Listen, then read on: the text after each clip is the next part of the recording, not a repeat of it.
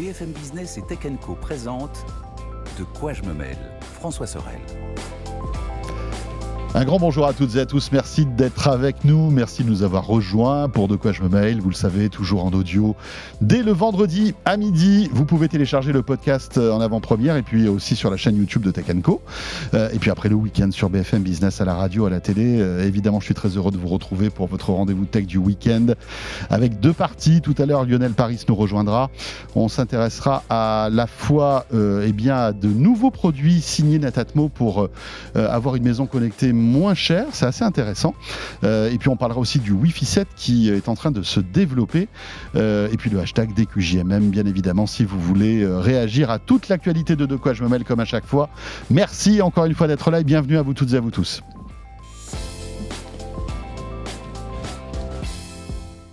Et pour cette première partie, c'est le club de la presse IT, bien sûr, avec Mélinda Davansoulas qui est là. Salut Mélinda. Et bonjour François, bonjour Emmanuel. Bonjour. Ravi de te retrouver. Écoute. De la rédaction de Tech Co. Je suis à Paris, profite-en. Voilà, entre deux avions. Mélinda est avec nous sur le plateau parce que oui, tu t'apprêtes à partir pour un autre voyage. Ouais. On peut citer la marque ou pas ? Bon, on peut. Oui. Et quand l'émission passera, voilà. ce sera déjà fait. C'est Xiaomi. Exactement. Voilà. Xiaomi qui s'apprête à présenter pas mal de nouveautés, dont un pliant visiblement. Mais il ne faut pas trop qu'on en parle pour l'instant. Et puis, on est très heureux, je suis très heureux d'accueillir Emmanuel Paquette. Salut Emmanuel. Bonjour François.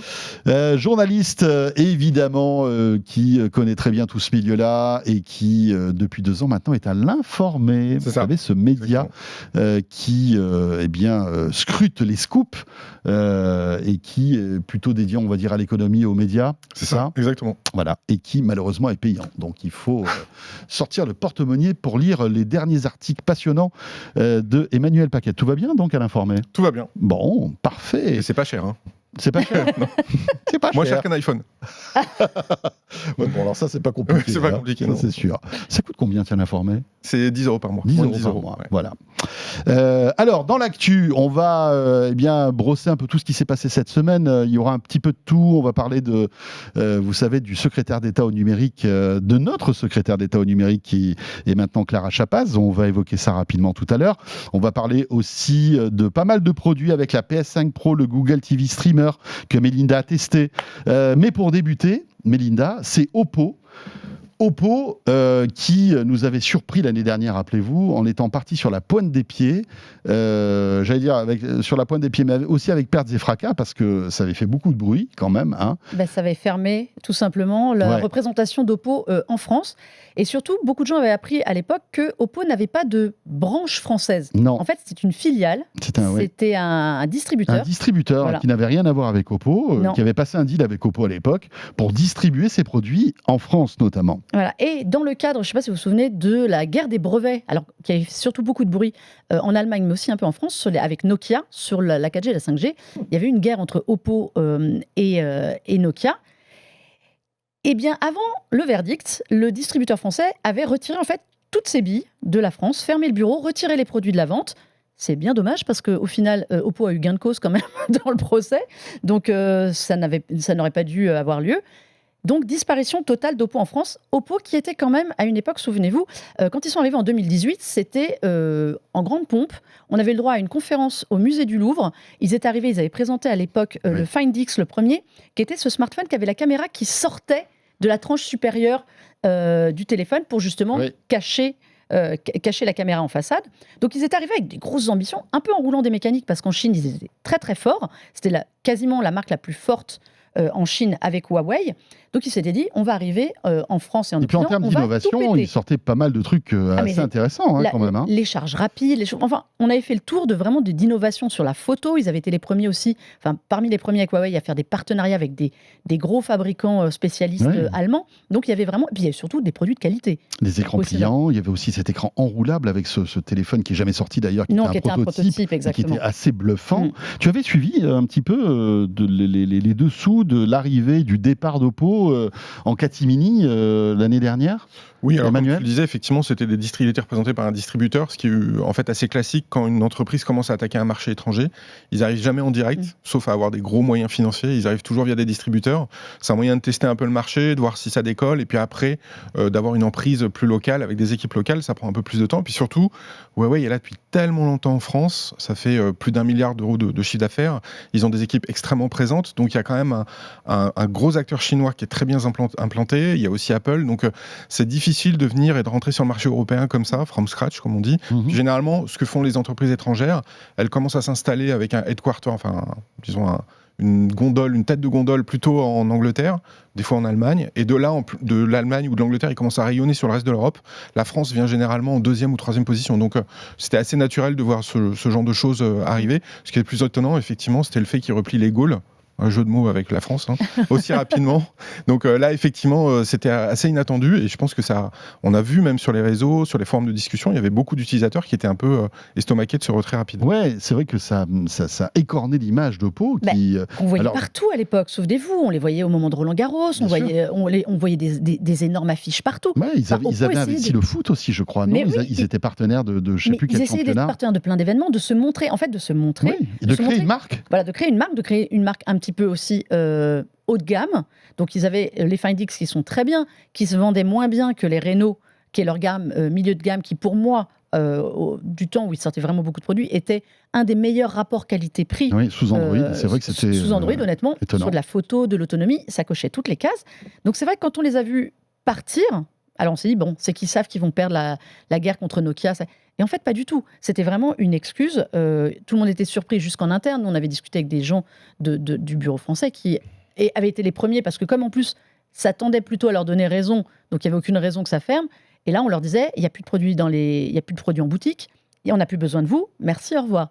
Et c'est vrai qu'un an après, au printemps, on apprend qu'ils reviennent. Oui. Au Mobile World Congress de cette année, on avait déjà des rumeurs. On avait déjà des rumeurs qui commençaient. Comme quoi, ils étaient en train de regarder où ils pouvaient s'installer en France. Et au mois de mai, alors là, c'est la totale. Retour, sortie de nouveaux produits. On revient avec les Renault 12 et 12 Pro, donc le fameux milieu de gamme. Stratégiquement, pour moi, ça a été une bonne idée. Parce que leur erreur, en 2018, ça a été d'arriver avec un produit, à l'époque, qui arrivait à 1 000 €. 1 000 €, c'était impensable. Même l'iPhone était le premier à frôler les 1 000 €, mais enfin, on n'avait pas passé cette barre psychologique des 1 000 €. Oui, et puis qui a été prêt à investir 1 000 € dans un téléphone d'une marque chinoise Oppo que personne ne connaît, alors que voilà quoi. Voilà, et on les attendait sur le milieu de gamme. Ils étaient arrivés avec du très haut de gamme pendant très longtemps.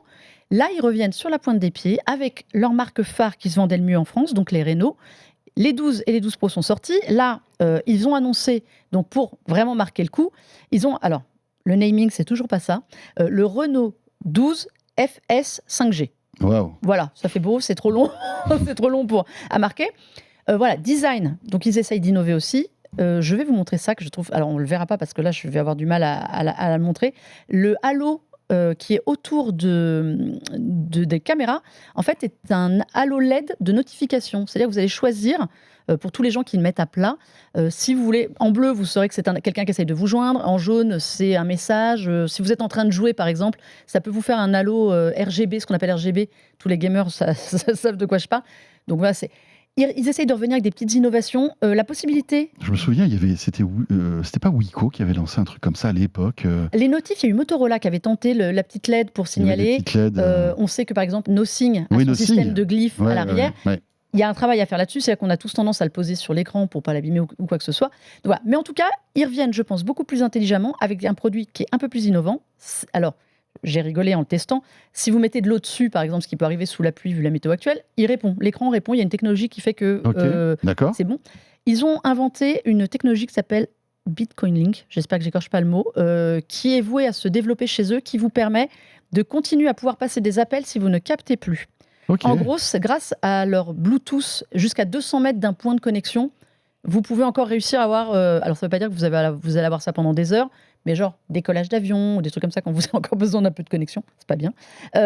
Ça garde. En fait, ils ont trouvé un système qui va être un système un peu de mesh au fur et à mesure où ils vont déployer leurs appareils pour pouvoir connecter. Si vous êtes dans un parking souterrain où vous n'avez plus de connexion, des choses comme ça. Donc, ils reviennent. C'est rigolo, avec ça, des petites innovations. Bon, après, il faut qu'il y ait beaucoup de gens qui essaient cette technologie. Avoir des Oppo et de l'IA, évidemment. Je dis ça pourquoi c'est intéressant et pourquoi ils reviennent fort. 350 € ce smartphone-là, Ah oui, avec 512 gigas de stockage. Donc on est vraiment sur une très bonne affaire, un très bon rapport qualité-prix. Moi, j'ai commencé là, honnêtement, ça promet. Il faut voir, voilà, en photo, ils étaient très très bons. Il n'y a pas de raison qu'ils soient moins bons qu'avant. Ils reviennent de manière assez agressive, mais sur du milieu de gamme. Ouais, ce qui est Dans plutôt pas mal. les supermarchés, ils vont être lâchés au champ et autres. Je pense qu'il y a une stratégie qui est beaucoup plus intelligente. Et là, ils sont sous bannière Oppo. Ce n'est plus un distributeur, c'est Oppo directement. Alors, ils viennent aussi avec un écosystème, montres, écouteurs, true wireless. Voilà, ils essaient d'investir. Avec réduction de bruit à 130 €. Quand je vous dise pas de bêtises, oui, c'est ça, 130 €.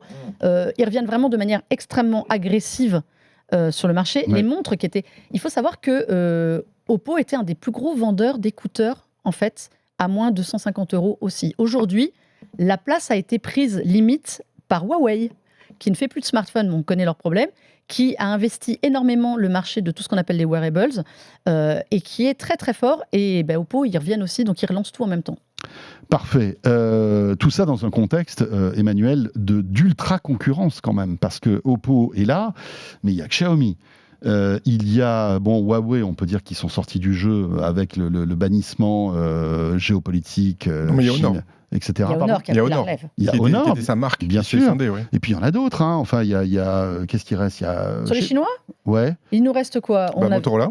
Alors Motorola sur les Ouais. Américains, mais Motorola qui a une Non, stratégie ça qui est appartient à Lenovo, non, maintenant. Ah oui, c'est Mon téléphone. Ouais, on peut compter ça un Donc peu. c'est une marque américaine, mais détenue par des Chinois. Ouais, ça, c'est ça. vrai, Mais, c'est vrai mais aussi. d'après ce que j'ai compris, la plus grosse partie des ingénieurs reste encore aux États-Unis Oui, pour Motorola. Ah, c'est Motorola, C'est un ils y peu tiennent. hybride Oui, comme exactement. Ils ont fonctionnement. encore un. Enfin bref, un tout ça HQ pour très, dire très qu'il y a fort du là-bas. monde quand même. Enfin, c'est compliqué. C'est le problème de revenir. Voilà, est-ce qu'ils vont arriver à se faire un trou et à grappiller des parts de marché on va dire dans un contexte très très très concurrentiel? C'est ça la question. Disons que ça dépend aussi. Ceux qui tiennent aussi un peu l'avenir des équipes, des fournisseurs les de terminaux, opérateurs. ça reste quand même un petit peu, malgré tout, les opérateurs, même si on achète de plus en plus souvent son téléphone nu, sans abonnement. Il se trouve que sur les plus hautes gammes dont on parlait précédemment, donc ceux qui sont plutôt à 1 000 €, certaines personnes arrivent à se payer un téléphone à 1 000 € comme ça, un from scratch. Beaucoup, en fait, le prennent avec des abonnements 5G ou 4G. Oui, ou pour faire baisser le pour prix faire avec baisser de le la, prix, du sub- de la exactement, et subvention. on est subventionné pendant quasiment 2 ans, on est lié avec son opérateur.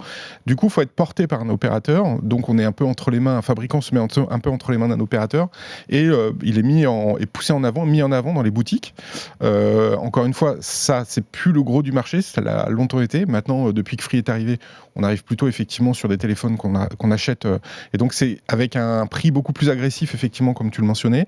Ça permet justement d'avoir une distribution en direct, sans compter trop sur les opérateurs, malgré tout, et en espérant faire son trou avec un milieu de gamme, entrée de gamme abordable, sans subventionnement d'opérateurs. Ouais. Je pense qu'il y a quelque chose qui est à surveiller et on voit une tendance qui se développe de plus en plus, c'est les ventes en supermarché. Il y a de plus en plus de marques qui cherchent à vendre. C'est valable pour la téléphonie, c'est valable pour beaucoup de choses. Huawei commence aussi pas mal à essayer de s'implanter. Je pense qu'ils sont en train de comprendre que quand on est en tête de gondole au Carrefour ou au Leclerc du coin, ça devient aussi intéressant. Mais après, c'est vrai que c'est pas très c'est valorisant pour la marque, quoi. Oui, mais Parce que tu vends ton téléphone comme ça dans des rayons à côté ça. des On surgelés. ne peut pas faire de haut de gamme derrière. Voilà. voilà. Alors tu verras pas a Wico priori faisait ça à Apple l'époque. faire Wico, ça. Wico vendait ses téléphones comme ça Bien dans sûr, les mais tu sais que hypermarchés. ça reste une grosse marque. Il y a beaucoup d'opérateurs secondaires. Je ne me souviens plus de cet opérateur, ce fabricant nord-africain qui vendait beaucoup et qui vend énormément Oui, en tout à fait. supermarché parce Ouais. que justement les produits sont moins chers. Les attentes des gens ne sont pas les mêmes. Ce qu'on Ouais, a, mais à 350 €, t'es à la lisière en fait. c'est à la limite. Je suis d'accord avec toi. Tu vois Pour moi, c'est le maximum. Que tu achètes un smartphone à 150 €, voire 200 € dans un supermarché, mais à 350, Ouais, mais je pense tu que commences à te poser la question, tu vois. Je pense que pour remettre le nom en tête, en revanche, Oui. c'est une bonne stratégie. Ouais, mais il faut faire attention à pas abîmer la marque Exactement. et à la positionner comme une marque, on va dire, d'entrée de gamme qu'on achète dans les hypermarchés, quoi. C'est intéressant tout ça, on va suivre évidemment l'évolution d'Oppo parce qu'on peut imaginer que bientôt ils sortiront d'autres téléphones, peut-être plus haut de gamme. Dans l'actu, alors là on change carrément de sujet, vous le savez depuis quelques jours maintenant on connaît enfin le gouvernement de Michel Barnier et alors quand on s'intéresse un peu à la tech, évidemment, c'est un peu notre dada, on surveillait activement en fait le nom de la personne qui va nous représenter en quelque sorte, qui va représenter tout l'écosystème tech. Et voilà, ça a été Clara Chapaz qui a été sélectionnée. Alors elle n'est pas ministre, elle est secrétaire d'État, tout comme Marina Ferrari qui était qui précédait en fait Clara Chapaz. C'est un choix, on va dire, assez logique, non ? Qu'est-ce que tu en penses, Emmanuel ? Alors, il y a deux choses. Sur le profil, c'est logique parce qu'elle vient de la French Tech, donc elle connaît très très bien l'écosystème français. Donc de ce point de vue-là, c'est plutôt une bonne prise. En plus, on connaît son père qui a créé Tids notamment, etc. Ou Quel Coup pour les plus anciens. Tout à fait. Pour ceux qui s'en souviennent, c'était il y a longtemps. Le comparateur Quel Coup, les amis. Wow, ça nous rajeunit pas. Non, pas vraiment. Donc voilà, c'est quelqu'un qui est connu, qui est identifié par tout l'écosystème de la French Tech. Donc de ce point de vue-là, c'est super. Enfin, puis c'est pas une politique à proprement parler. Oui. Donc c'est quelqu'un qui a les mains dans le politiquement. Exactement. Elle a les mains dans le cambouis. Donc tout ça c'est parfait. En revanche, c'est vrai qu'elle est plus rattachée à Bercy, comme ça toujours le cas pour le secrétaire d'État au numérique. C'est une sacrée nouveauté. Exactement. Elle est rattachée à l'enseignement supérieur et la recherche. Et ça pose plein de problèmes. Enfin, de mon point de vue. Alors en plus, dans sa dénomination, maintenant c'est secrétariat d'État au numérique et à l'intelligence artificielle. Et c'est même, je dirais l'inverse. Oui, c'est ça secrétariat commence, d'État à l'IA et au numérique. Et au numérique. Voilà. C'est étonnant quand même. C'est ce que j'allais dire, je trouve que l'intitulé est intéressant et moi ce qui m'a frappé c'est ça, c'est le rattachement, le changement de rattachement, alors qu'on va chercher quelqu'un qui est écosystème start-up, donc on aurait pu dire, voilà, les reliquats de la Startup Nation d'antan, elle resterait rattachée à Bercy, et en fait, pas du tout. On la met à l'enseignement. Alors c'est intéressant, je trouve, parce qu'on sait qu'on a un vivier fort en intelligence artificielle et que ça peut être porteur. Mais voilà, est-ce que ça ne dit pas autre chose aussi de notre vision du numérique aujourd'hui ? Oui, effectivement. Alors, d'un côté, on peut se dire c'est bien puisque effectivement, on a besoin de chercheurs très forts sur l'intelligence artificielle, puisqu'on a des grandes écoles de mathématiques en France. Donc, de ce point de vue-là, il y a une forme de logique. En revanche, aujourd'hui, l'intelligence artificielle, ça demande énormément de moyens financiers. Donc, vaut mieux être proche de Bercy, qui a quand même les cordons de la bourse.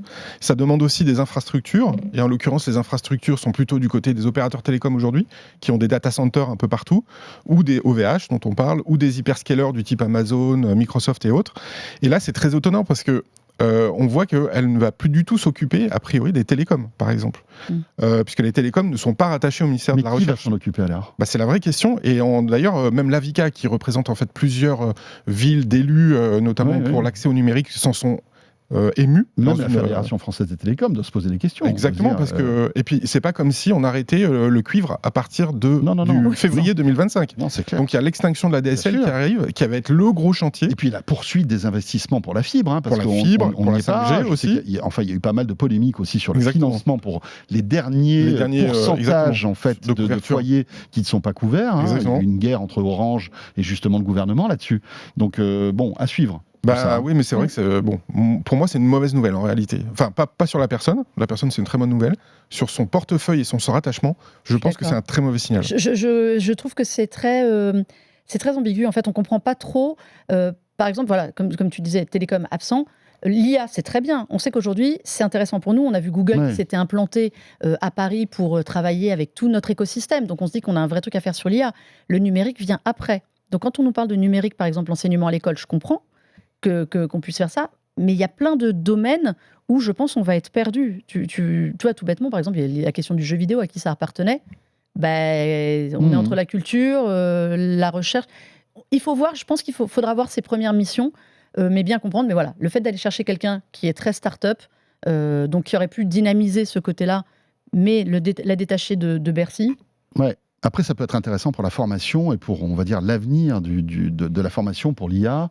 Peut-être qu'elle peut impulser, je sais pas une dynamique pour l'enseignement et la formation. Les fameux rapports entreprise-enseignement dont on parle depuis longtemps et sur lesquels on est un peu en retard. Mais cela dit, quand on regarde l'ordre protocolaire de la nomination, c'est elle qui est nommée en dernière position. C'était pas le cas de son prédécesseur, donc Marina Ferrari. Elle avait été nommée bien plus haute.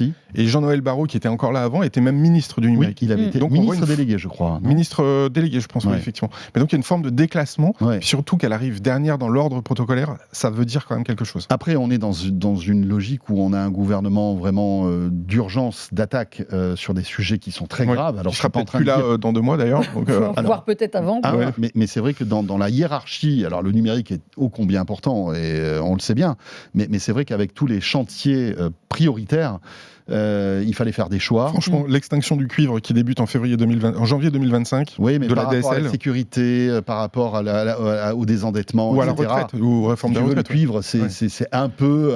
On aura un chargé de mission quelconque Ouais. rattaché Tu sais, à... c'est l'accès à la télévision dans les campagnes, c'est l'accès aussi à des outils numériques pour travailler. pour Ouais, faire non, de mais la moi recherche je suis d'emploi. persuadé, mais Donc Sur les c'est urgences, pas, pour c'est pas juste du numérique. pour les hauts quoi. fonctionnaires qui bâtissent ces gouvernements, c'est peut-être pas la priorité. C'est ça le souci. Visiblement, ouais. Ouais. On est d'accord. Dans l'actu, allez, on revient à un truc un peu plus sympa avec... pas sympa. Ah bah t'es sympa avec la nouvelle. Non, parce que je veux dire, c'est des sujets un petit peu plus Un peu lourds, lourds, on va dire, qui sont stratégiques, mais qui sont un peu plus lourds.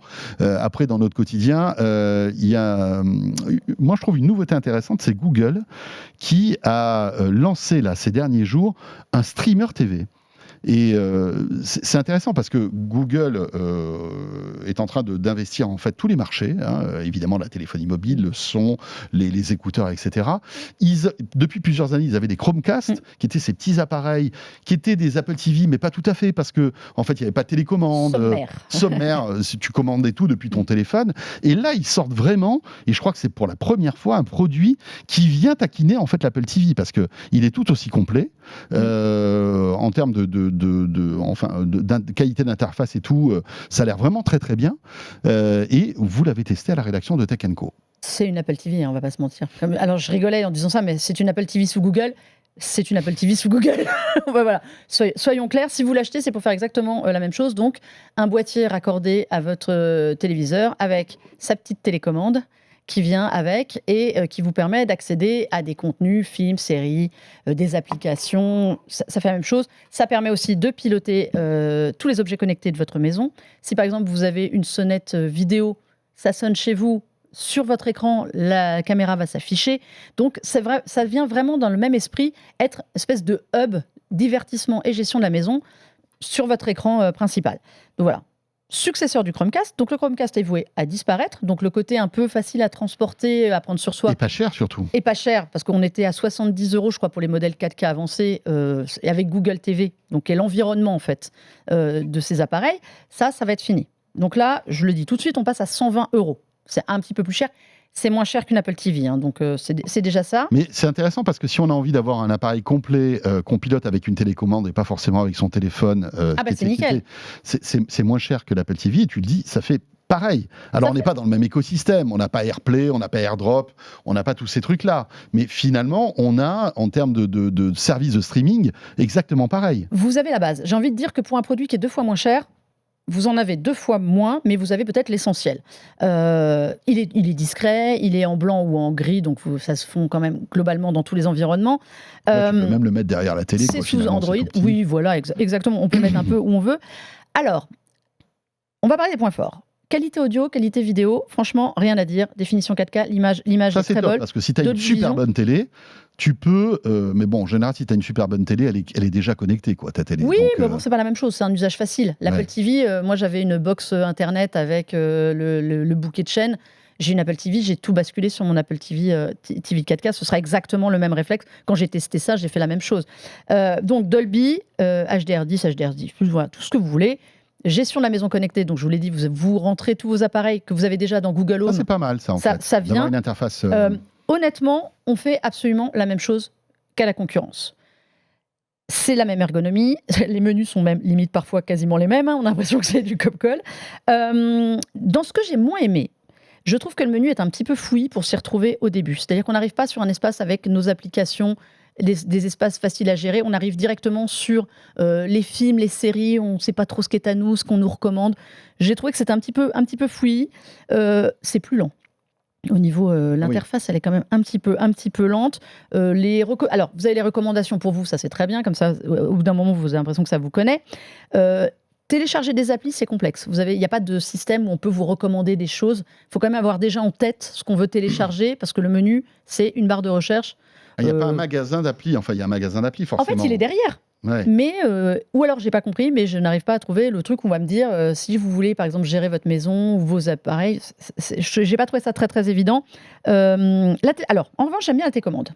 J'aime bien la télécommande parce qu'elle a une petite touche toute bête là. Ça sera mieux que l'Apple TV, parce que la télécommande d'Apple TV, c'est quand même une sacrée tannée. Hein, Ouais, je trouve, hein. bon, celle-là, elle fait hyper plastique. En revanche, c'est le seul truc, c'est que ça fait au niveau qualité. Le pavé tactile de Ouais. l'Apple TV, je sais pas si vous en avez une, mais moi je l'ai laissé tomber. Maintenant, C'est vrai ? je commande avec le téléphone. J'avoue que celle-là, elle est pas mal. Le seul truc que je reproche, c'est que ça fait au niveau qualité, on n'est pas sur le même truc. Mais il y a un petit bouton là où vous pouvez mettre en favori l'application que vous voulez. Alors ça peut être un service de streaming si vous voyez que YouTube et Netflix, ça vous suffit pas, qui sont des boutons déjà de raccourci. Ou par exemple, pour avoir un accès à votre caméra de surveillance dans le jardin. Vous avez une caméra de surveillance où vous voulez avoir d'un seul coup un appui sur le bouton pour voir ce qu'il y a. Et c'est fait. Vous pouvez la retrouver aussi. Vous avez un système depuis le boîtier qui permet vous avez perdu la télécommande, de la faire sonner. Voilà, c'est pas mal. Sinon, Google, parlons-en. Quand on promet que c'est vachement bien d'utiliser un câble HDMI 2.1 qui n'est pas la norme classique, c'est bien de le mettre dans la boîte aussi. La recommandation de l'Ethernet, c'est bien quand on met un câble aussi dedans. Voilà, c'est juste des petits trucs. Mais bon, comme on l'a dit, pour 120 €, il y a des concessions. Et c'est sur l'équipement, je trouve ça dommage. Manu, un truc à dire là-dessus ou pas ? Oui, alors je pense que ce qui se joue énormément pour eux, c'est YouTube, qui est de plus en plus consommé sur la télévision. L'idée, c'est d'accéder quand même aux annonceurs télé et donc de venir un peu tondre la laine sur le dos des chaînes de télévision hertziennes classiques. Et même sur Netflix, qui on le sait maintenant, et même sur Netflix ou tous les Disney, services de SVOD qui ont maintenant une offre avec de la pub. Et l'autre élément, c'est que ces services-là vont avoir des obligations qui vont arriver d'ici peu, de l'Arcom, qui est de mettre en avant certains bouquets français, notamment l'offre de France Télévisions. L'offre de la TNT, je crois. L'offre de la TNT, donc ils vont être obligés de la mettre en avant avec les replays, les télévisions par rattrapage. Donc aujourd'hui, c'est très américano-américain. Demain, ils vont être obligés de se franciser si la loi passe, avec des obligations. Alors je ne sais pas si c'est déjà le cas. Si, il y a justement, déjà et tu le dis, c'est marrant ce que tu dis, parce que c'est vraiment ça. Et c'est vrai que j'y avais pas pensé quand j'ai testé. On a donc les contenus films et séries, et il y a un petit bandeau vos services. Et c'est vrai que dedans, on me propose Molotov, Canal, même avant que je les ai téléchargés pour les ajouter. C'est-à-dire qu'ils sont déjà là en recommandation, et tu as raison, il y a France Télé et tout ça déjà qui sont proposés. D'après ce que j'ai compris, cette obligation va plus loin. C'est-à-dire qu'il y aura une espèce d'application qui sera préinstallée par défaut et obligatoirement installée, qui en fait propose le streaming de toutes les chaînes de la TNT. L'idée, c'est d'avoir une appli TNT. Une appli TNT c'est pas bête, obligatoire, gratuite. Parce que c'est vrai que la plupart de ces services sont tous payants. Hein. Oui. Tu prends MyCanal, c'est payant. Oui, Molotov, il y a une offre gratuite, mais bon, c'est vraiment... il reste plus rien, il reste que les chaînes de France Télé. Oui. Donc là, c'est pour aussi...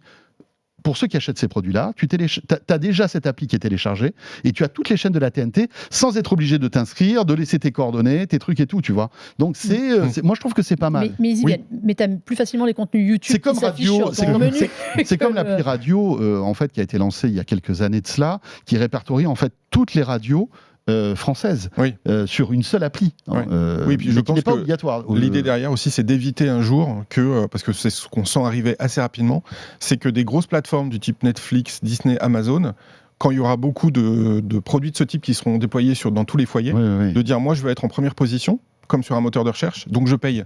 Et je paye au niveau mondial tant de millions d'euros, et je suis en tête de gondole. Et du coup, l'offre nationale, donc France Télévisions, TF1, ne pourront pas payer et vont se retrouver relégués en queue de peloton.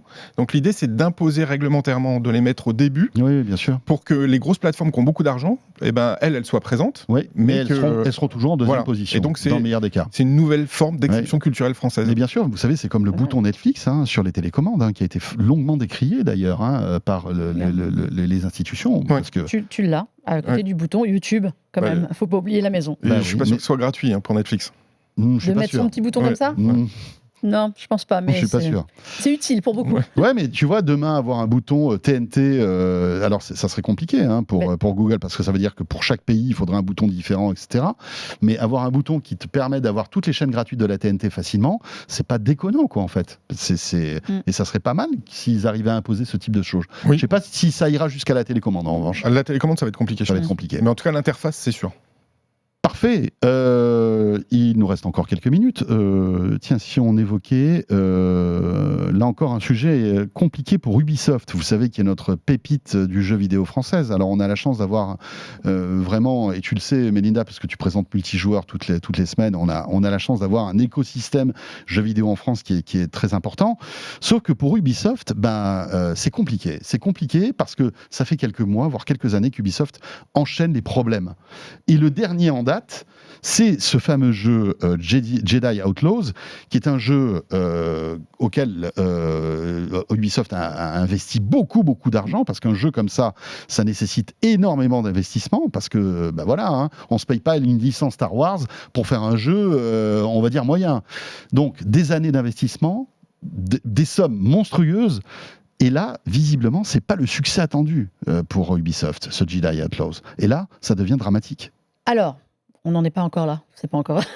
Non, mais bon, c'est un peu ce qui tourne un peu dans les médias quand même. Voilà. Alors, moi, j'ai discuté avec des gens en interne parce qu'ils sont dans une période où ils n'ont pas trop le droit de parler parce qu'ils arrivent à leur fin d'exercice semestriel. Donc, c'est un peu le.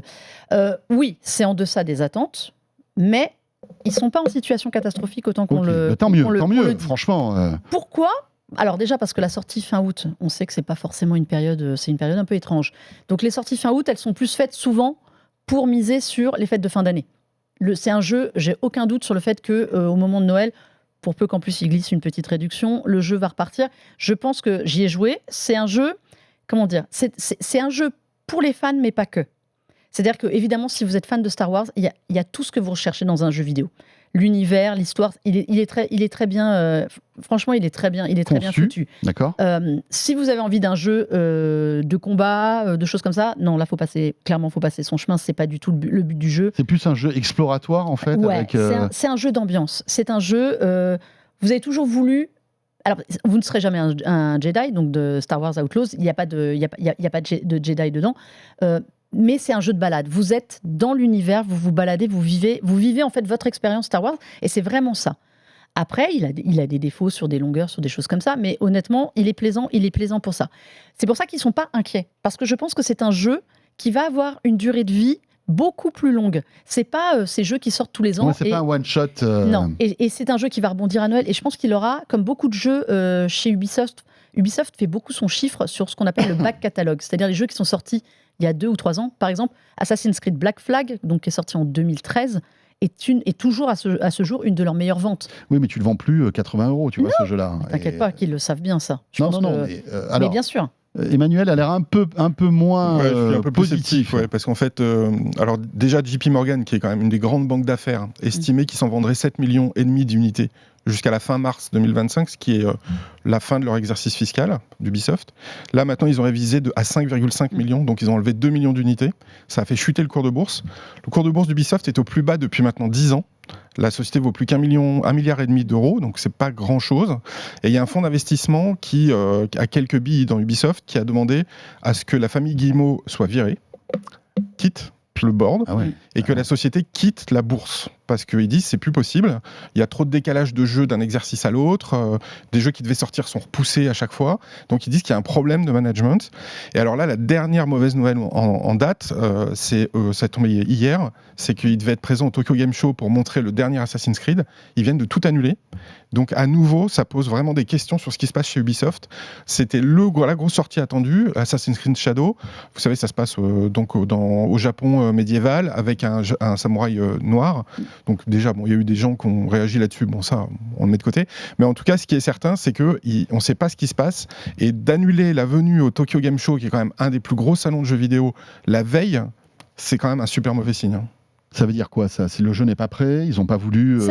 Alors, en fait, il y a plein de choses en une seule sur cette histoire. En effet, Assassin's Creed Shadows, avec son samouraï noir, c'est un sujet de polémique depuis l'annonce. Donc, ils se traînent ça aussi. Là, c'est un salon qui est à Tokyo, qui est au Japon. Il y a eu de nouveau cette polémique, parce que c'est vrai qu'entre les problèmes... En fait, ils sont à la croisée des chemins de plein de galères, Ubisoft. C'est ce que je disais tout à l'heure. C'est vrai qu'ils ont plein de... Ils ont leurs problèmes, financiers avec les actionnaires qui, en effet, demandent la tête d'Yves Guillemot, qui demandent le départ. Donc, il y a ça qui Il pousse y a eu d'un de gros côté. problèmes de management aussi, on va pas revenir Il y a eu sur ça, l'histoire de mais ça, harcèlement, tu vois, etc. Ça, je dirais presque, c'est un dossier qu'ils ont réglé entre Ouais, guillemets, ouais, je ouais. mets des gros guillemets.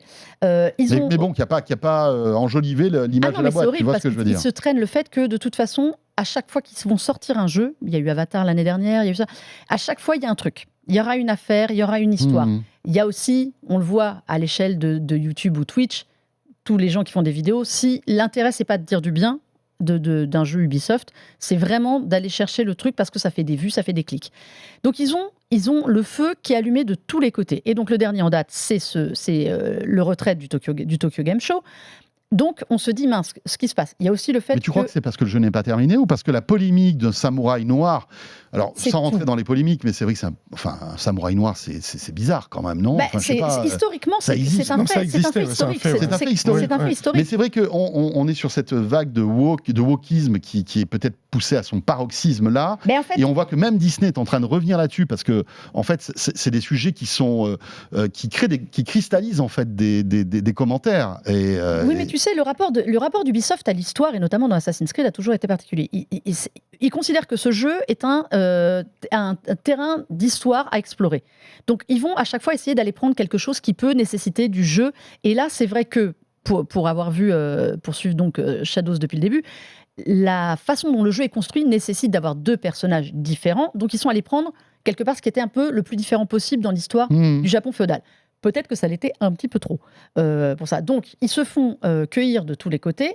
On a vu hier dans la conférence PlayStation qu'ils ont annoncé Ghost of Yotei, qui est la suite de Ghost of Tsushima, qui est un jeu américain, mais qui se passe globalement pareil au Japon féodal, mais avec un samouraï. Et là, pour le coup, c'est une femme, mais qui est une samouraï asiatique. Donc, ils vont se retrouver face à un jeu qui respecte plus les codes D'accord. qu'au niveau culturel. Et je pense qu'on savait que le jeu allait être annoncé. C'est aussi un truc qui allait arriver. Ils n'allaient pas être frontalement à Tokyo avec un jeu sur le même spectre. Mais ils le savaient, ça. Alors non, parce qu'officiellement, le jeu n'était pas annoncé encore. Il a été annoncé hier pour la première fois, mais on savait qu'il allait l'être. Donc il y a plein de choses. Et je pense qu'en effet, ils ont une sale période à traverser. Est-ce que le jeu sera repoussé ou pas? À l'heure où on enregistre, on n'a aucune garantie. Je pense qu'il peut potentiellement être décalé, mais peut-être pas à 2025 comme ça se murmure. Bon, en tout cas, c'est vrai que les bourdes s'accumulent pour Ubisoft. C'est bien dommage parce que c'est vrai que, franchement, quand on a une figure de proue du jeu vidéo française en plus, on peut leur souhaiter que du bien et espérons que petit à petit ils arrivent à remonter la pente. Et bien voilà, cette première partie de Quoi je me mêle est terminée. Merci beaucoup Mélinda et Emmanuel. Mais vous allez rester avec nous parce que vous savez qu'il y a toujours un petit module bonus dans De Quoi je me mêle, simplement et exclusivement réservé à tous ceux qui nous écoutent. Et on va parler du télétravail dans les grandes boîtes américaines. Et autant, c'est très amusant parce que ces boîtes-là ont poussé le télétravail pendant le Covid en disant écoutez, on est dans le numérique et tout, les gens, il faut qu'ils aient leur liberté, etc. Sauf que maintenant, on est en train d'avoir l'inverse. On va en parler, ça sera notre petit module de Quoi je mêle, vous verrez, c'est très intéressant. Et vous restez avec nous parce que pour tout le monde, c'est Lionel Paris qui arrive tout de suite. On va parler de maisons connectées et de Wi-Fi 7 avec lui. Merci d'être là et à tout de suite. De Quoi je me mêle sur BFM Business et Tech & Co.